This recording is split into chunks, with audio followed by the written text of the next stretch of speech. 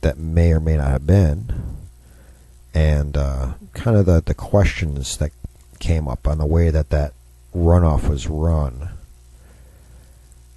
And there's a lot of questions that need to be answered, and perhaps, just perhaps, they really should go in front of a jury for a final decision. They should go in front of people who can sit back and judge the weight of the evidence from both sides and render a decision.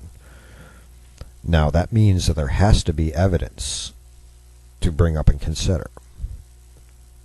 And a lot of people have alleged that there is none. Well, Chris McDaniel, who lost the runoff, has filed a formal tort of challenge. He is stating that his campaign, doing their audit, along with some NPOs to include True the Vote, have found as many as 15,000 corrupted ballots. And that's a lot for a small level election. This isn't a presidential election. This is a senatorial. Now, 15,000 could have swayed the whole election. It could have. It was that close. And on Monday, yesterday, Chris McDaniel announced that he's challenging Thad Cochran's victory. They're in Mississippi. So, this is big news. Huge news. The evidence that seemed to come from various areas. There were 9,500 irregular votes, ones that weren't normal. Over 2,000 absentee votes that were improperly cast. And an additional 3,500 votes that were people that voted in the Democratic primary, and then when it came time to the special runoff, crossed over and voted in the special runoff, which violates the state law. That's 3,500 votes right there that should have been stripped out. It doesn't matter who they voted for, they just need to be thrown out, but they weren't. And most of those, if not all, were cast in favor of Thad Cochran. And Thad Cochran, he's been accused of a lot of things. Mostly, he's been accused of being a jackass in a rhino costume. And for those of you that don't understand what that means he's actually a progressive liberal who claims to be a moderate center, or if not just slightly left of center, member of the Republican Party. A Republican in name only, in other words. So he's kind of a double, I wouldn't call it double false flag, but he's been accused of being worse than just an establishment Republican or left-leaning moderate.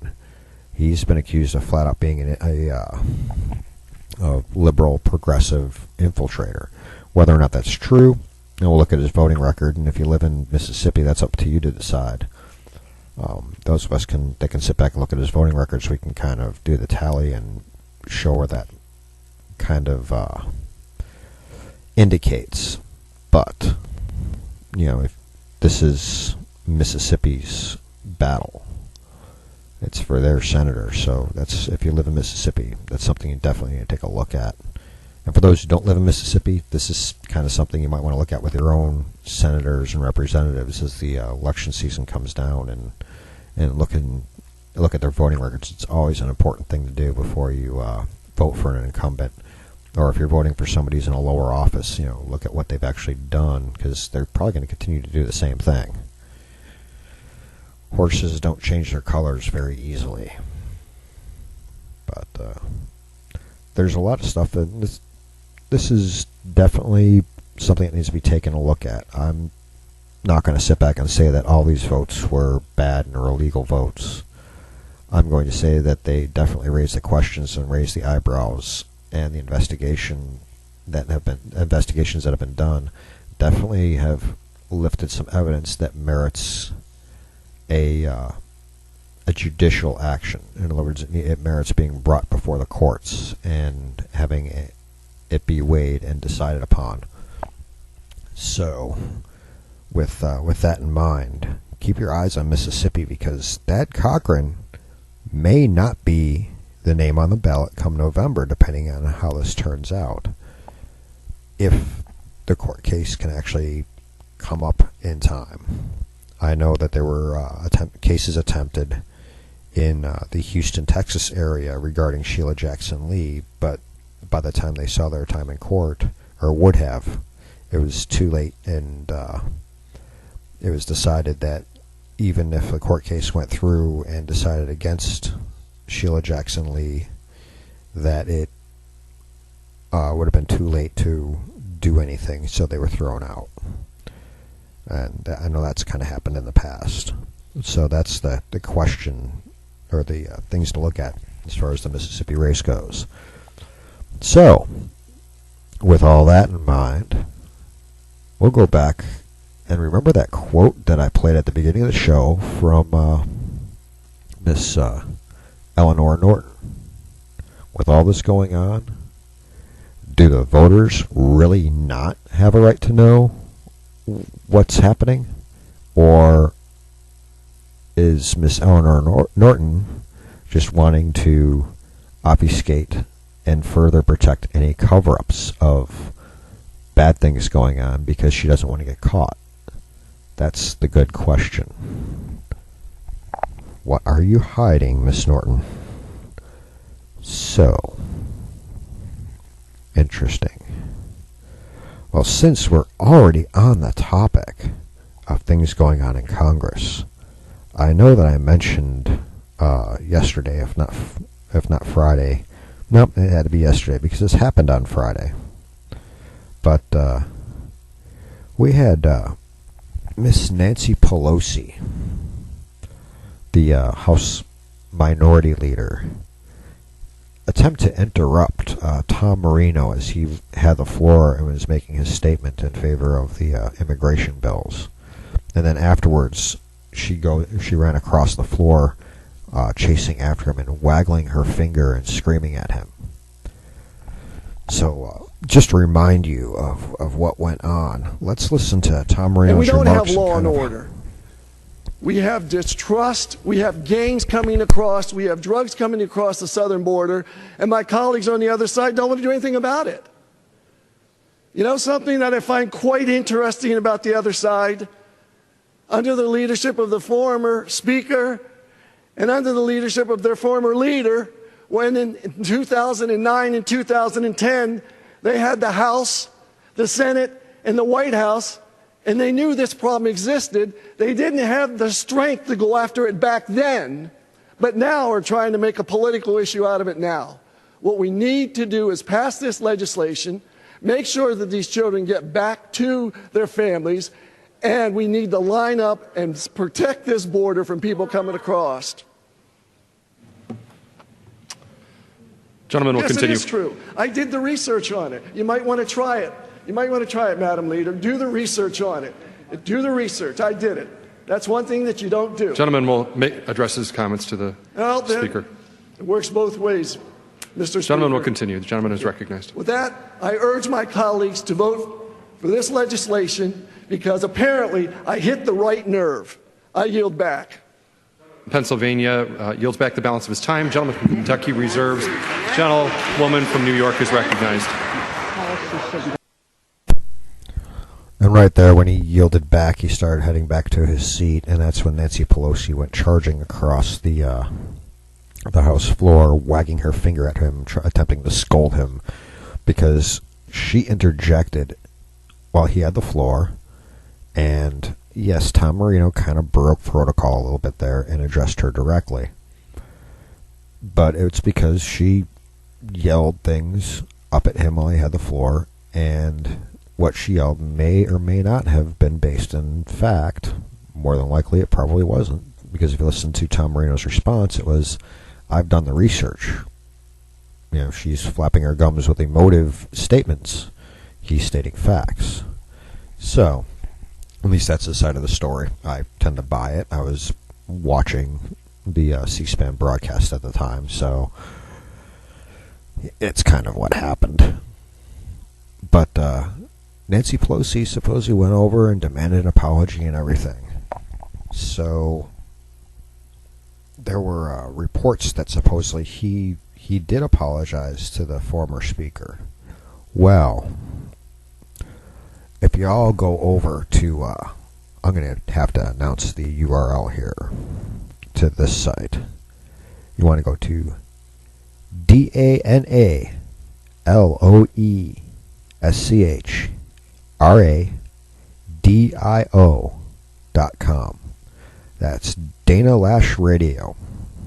Because yes, on Dana's syndicated radio show, she had Mr. Marino on and asked him what was going on there, what happened, and what happened afterwards, if he actually did apologize to the former speaker or anything. And on her show, there's a little 10-minute clip. I'm not going to play it on here. You really need to go and listen to it, though, and listen to how Dana handles it. You'd be quite pleased.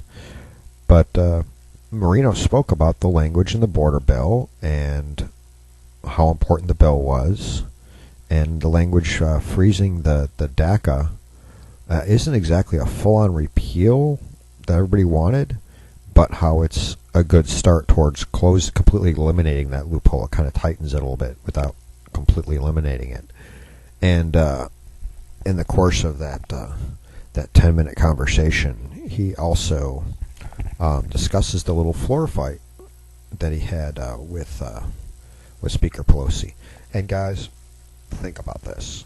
Had this happened 120, 130 years ago, or 140 years ago, this probably wouldn't have just been finger wagging and an attempted scolding. There probably would have been walking canes pulled out, or cane swords, or derringers, and because those kind of things used to happen on the House floor. There used to be violence in there. That's why now they have rules against weapons, specifically in the hands of the congressmen, the senators and representatives, because things can get that heated in the debates, and they need to keep it to debates of ideas and facts, and not debates of force. So that's kind of what used to happen in history. This time it was just Nancy Pelosi trying to snap back into mom mode and try to scold Representative Marino here. But when he talked to Dana Lash about the altercation, he said one thing was about the whole interaction, and that was, the only people who can wag their finger at me are my wife and my mother. So evidently there was no apology there. In fact, there were probably some harsher words directed back, like, how dare you, who do you think you are, Madam Minority Leader.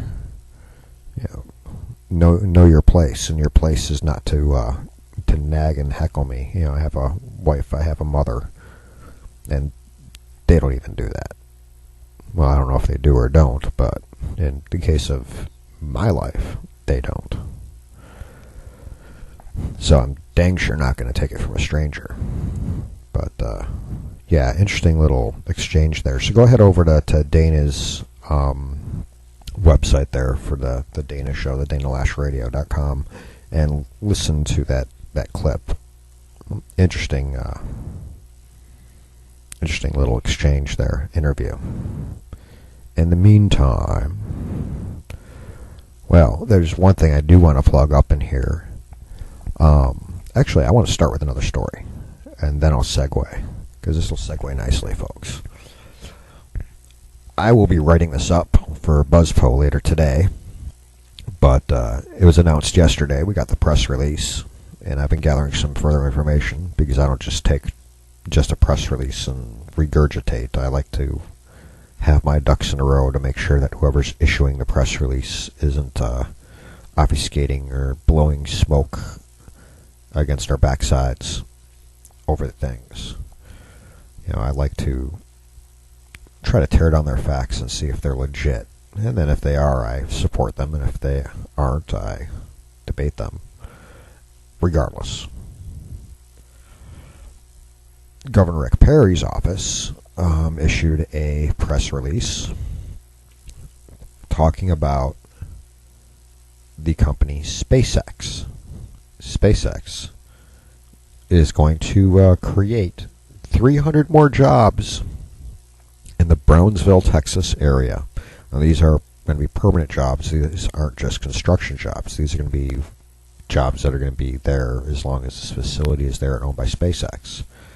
What SpaceX is building is the first 100% privately owned commercial rocket launch facility. They are going to be sending in the past, they've used NASA's facilities to launch their private spacecraft, rockets, etc., into orbit. SpaceX has done commercial, privately owned launches of spacecraft that have docked with the International Space Station, etc. Well, now they're building their own launch pads, so they're not going to be dependent upon NASA anymore. So it's kind of interesting because, NASA has the Houston control down in Houston. Now in here, Brownsville, we're going to have SpaceX with their own commercial launch pad, sending rockets up into space. And this is not going to be the government doing this. This is private citizens. So Perry had gone to California, where SpaceX was doing a lot of their operations, and had recruited them to move to Texas. Now, I know X-Corp also has a facility that we're building near Midland. So this is another company formerly based in California that deals with something highly technological that is now moving to Texas because of the economic environment here. And what Perry announced was that the government of Texas is using what's called its TEF fund, its Texas Enterprise Fund, to provide $2.3 million, that's with an M, in incentives to help get this project underway. Of course, these incentives are always done with the promise that some company that they're getting this money is going to end up generating more than that in revenue to the state through capital gains and bringing in more jobs. When you bring in more jobs, that means more money going into people's pockets, and they're going to spend the money. And when they spend the money buying goods and services, that generates sales tax revenue. So basically, the promise is that whatever they're putting in these incentives, the state is going to receive more than that in revenues in the long term. And, well, not the super long term, but over the next couple of years. Well, and what SpaceX is also doing is it's also increasing through its these facilities and others STEM education, which is science, technology, engineering, and mathematics. And that's goes from elementary education through middle school, or what we in other states call junior high, and up through high school, kind of gearing kids towards learning these trade crafts and skills that deal with engineering and science and math. So that's part of the agreement, is they're going to be using their facilities to help teach kids and help generate these programs for students, for Texas students, to kind of learn more about how space exploration works and how rocket science and engineering actually work, which is exciting. Maybe we'll generate some another generation of some right stuff type people, because we desperately need them, especially with the way the government run space exploration program has gone in recent years, and now with discussions of sometime around 2040, 2041 trying to put a manned craft up on Mars. Well, if we're going to be doing that, we need to step up the game with